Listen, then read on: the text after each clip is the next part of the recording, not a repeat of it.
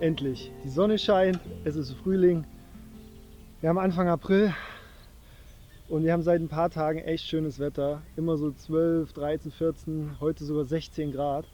Das hat dem Kanal ziemlich gut getan, denn der hat sich jetzt schon ordentlich aufgeheizt. Ich habe vorhin mal gemessen und habe auch die letzten Tage gemessen. Die Temperaturen, die schwanken immer so bei 9 bis 10 Grad. Vorhin waren es 9,8, 9,9 Grad und das ist schon echt eine gute Temperatur. Also da könnte prinzipiell schon was gehen. Ich habe schon 2 Nächte hier probiert, hatte leider noch keinen Erfolg. Heute ist meine 3. Nacht und nach dem sonnigen Tag bin ich heute echt zuversichtlich. Ziel ist es, wenn ich an der Stelle Erfolg hatte oder lange Zeit keinen Erfolg hatte, dann nach und nach die Stelle zu wechseln. Ich will einfach die Kanal ein bisschen besser kennenlernen. Er hat viele Abschnitte, die ich noch gar nicht befischt habe und ich will ein bisschen herausfinden, was sind da so für Fische unterwegs, womit kann ich rechnen und einfach auch mal so ein bisschen andere Luft schnuppern sozusagen. Das ist auf alle Fälle mein Plan. Ich bleibe natürlich auch weiterhin am Moorsee. Ich will unbedingt den Moorsee auch noch weiter kennenlernen und das habe ich mir für dieses Jahr erstmal als Ziel gesetzt. Aber bevor die Sonne jetzt ganz weg ist, würde ich sagen, die Routen müssen erstmal ins Wasser.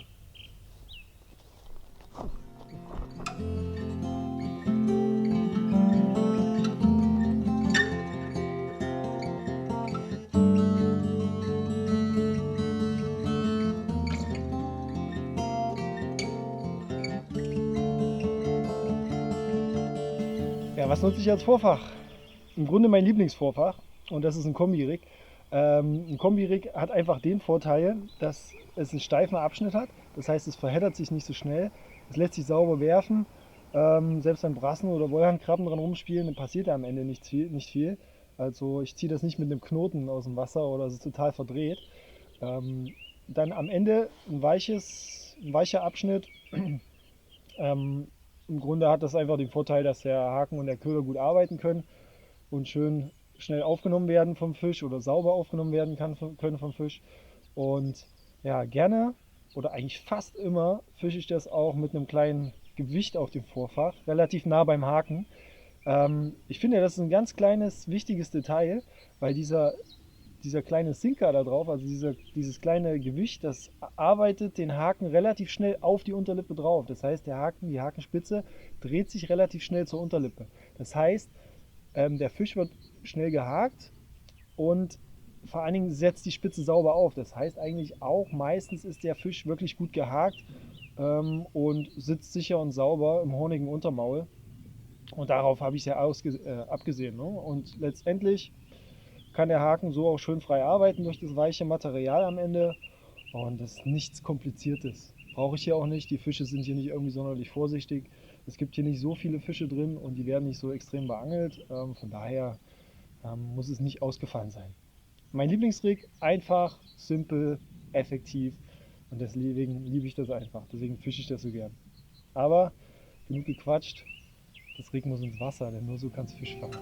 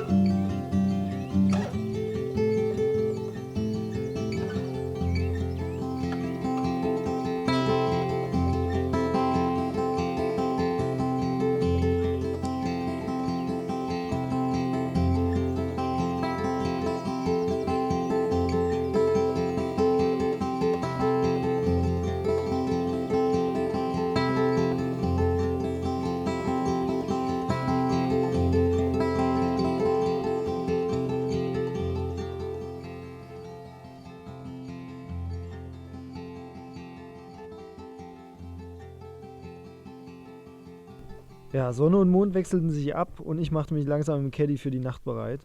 Lange sollte es nicht dauern, bis sich dann mein Bissanzeiger mit einzelnen Piepsern meldete.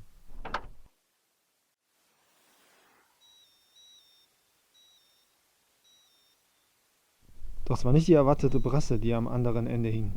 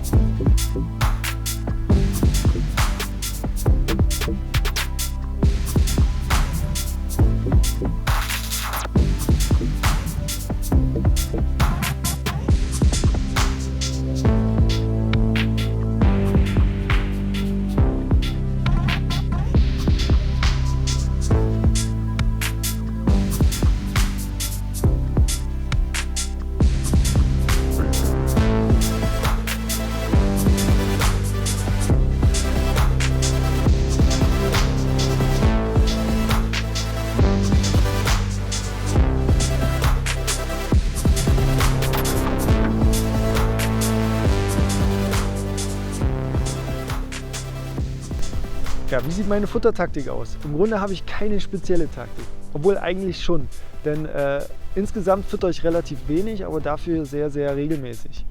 Und auf einem Abschnitt von 70 Metern, den ich mir hier gesucht habe, lege ich 3 verschiedene Spots an.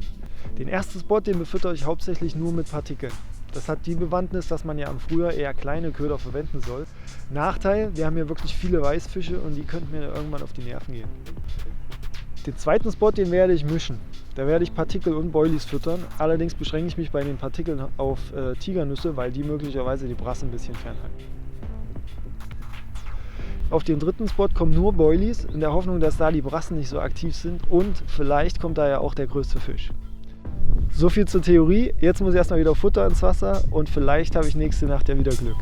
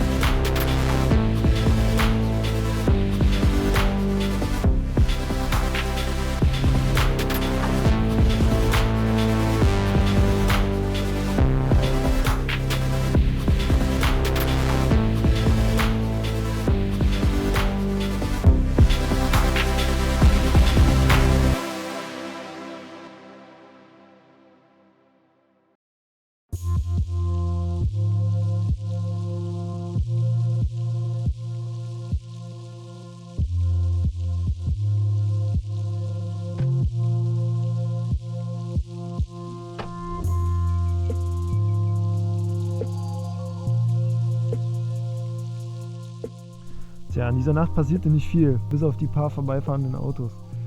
Doch kurz vor Sonnenaufgang hatte ich dann endlich einen Biss.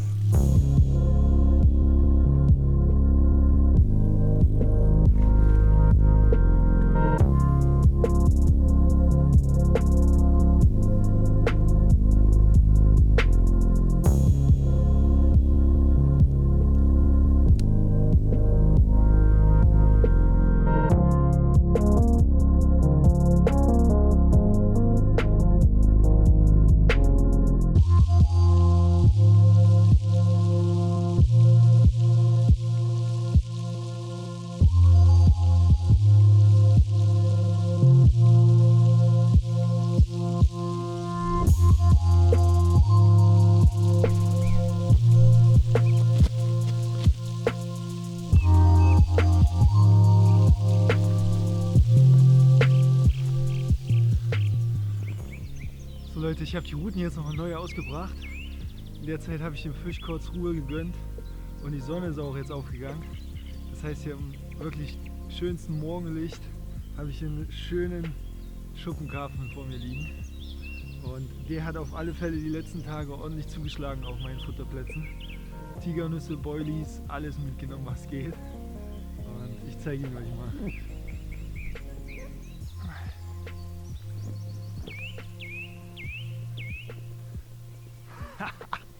Ist das nicht ein geiler Fisch, ey? Der erste Schuppi in diesem Jahr und dann so ein geiler Kanalfisch. Hammer! Ich freue mich. Geil! Der hat richtig Knast. Und das bei 10 Grad Wassertemperatur.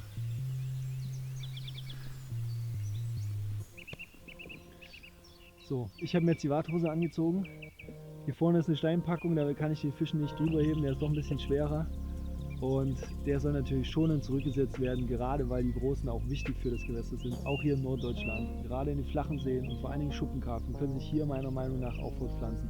Vielleicht nicht jedes Jahr, aber es gibt immer wieder Jahrgänge, die durchkommen.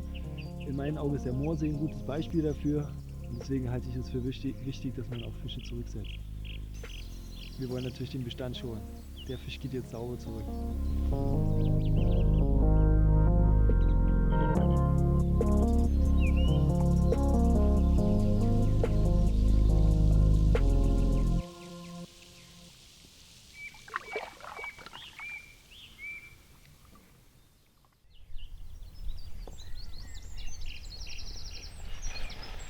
Also nach dem Fisch brauche ich jetzt erstmal einen Kaffee und was zu essen. Ich habe echt Hunger.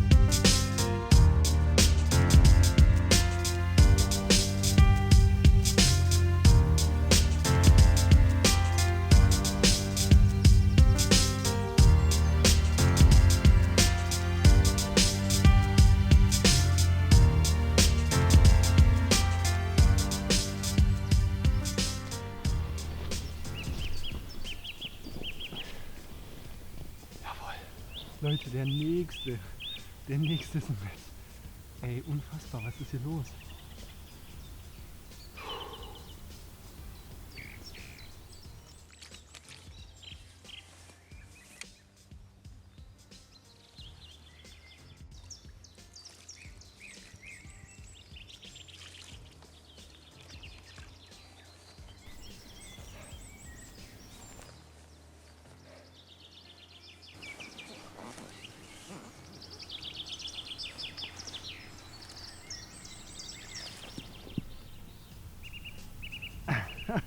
Was ist das denn für eine geile Kugel? Schaut euch mal den hohen Rücken an, ey. Die Spiegel am Kanal ist echt nicht so häufig, aber jetzt ist schon der zweite in diesem Jahr. Wie hoch der einfach mal ist. Wenn der noch ein paar Jahre kriegt, könnte das echt ein guter Fisch sein. Also das ist so schon ein geiler Fisch, ne? Aber der könnte mal richtig gut abwachsen.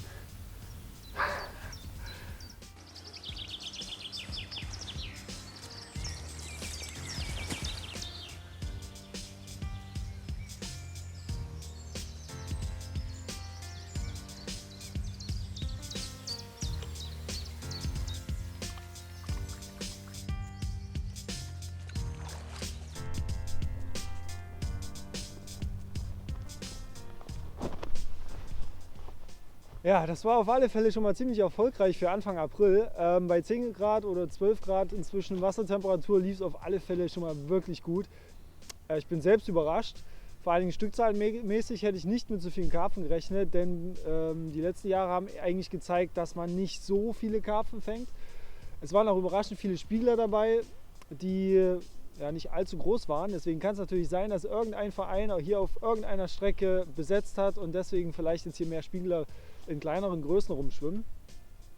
Was ich auf alle Fälle gelernt habe, ist, dass auf beiden Spots, das heißt auf dem Boilie Spot und auch auf dem Particle Spot, Fische kamen. Der größte, mit Abstand der größte, das war ein Schuppi, der kam letztendlich auf einen 24er Fischboilie auf dem reinen Boilie Spot. Und ja, die Spiegler, die kleineren vor allen Dingen, die kamen eher auf den Particle Spot. Und letztendlich, ja, kann man natürlich sagen, kommen die Fische von links, fressen sie wahrscheinlich links als erstes und beißen dann dort auch. Und kommen sie von rechts, dann bleiben sie wahrscheinlich an dem rechten Spot hängen. Aber theoretisch hätten sie die Boilies ja auch überschwimmen können, weil man ja sagt, naja, im Frühjahr nur mit Boilies und ohne großartig kleine Köder dazwischen läuft es eher schwierig. Das war hier nicht der Fall. Und trotz dauerhaft relativ hohem Luftdruck lief es trotzdem Bombe. Also der Hochdruck ist trotzdem gut in meinen Augen, vor allen Dingen, wenn er konstant ist. Den Spot lasse ich jetzt auf alle Fälle hinter mir. Ich will jetzt unbedingt die Stelle wechseln, um zu gucken, ob es da auch so ist, ob da auch Spiegler dabei sind und ob da auch so viele Spiegler vor allen Dingen dabei sind. Und vielleicht lehrt mich eine andere Stelle schon wieder was ganz anderes hier am Kanal. Denn auch wenn er immer gleichmäßig aussieht, er ist doch nicht immer gleich. Und mal schauen, was ich jetzt noch alles so dazu lerne und wie ich den Kanal jetzt noch weiter kennenlerne. Auf alle Fälle muss jetzt erstmal eine neue Stelle her.